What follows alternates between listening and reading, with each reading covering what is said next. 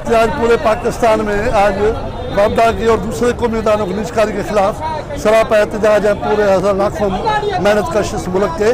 हमारा मसला ये है कि जब से पाकिस्तान बना है तब से कौमी इदारों में मजदूरों ने बड़ा अपना किरदार अदा किया है, लेकिन आज अफसोस से कहना पड़ता है कि तीसरी हुकूमत है जो कह रही थी कि हम नया पाकिस्तान लाएंगे। उन्होंने पुराने पाकिस्तान की नकल करते हुए कौमी इदारों को निजकारी के हवाले करना चाहते हैं।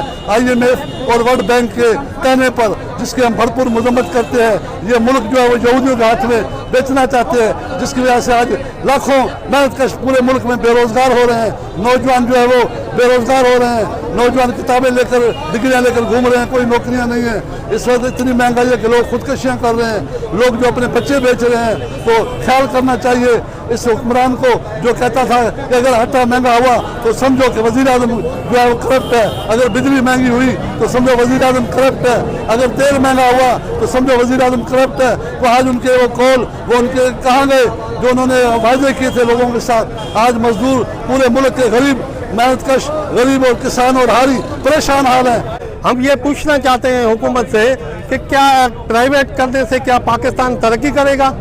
जितने भी इदारे प्राइवेट हुए उसमें से तो नुकसान हुआ है, उनके लोगों को मुआशी कत्ल हुआ है और उनके लोग जो है दरपदर हुए हैं, वो इदारे तबाह हो गए।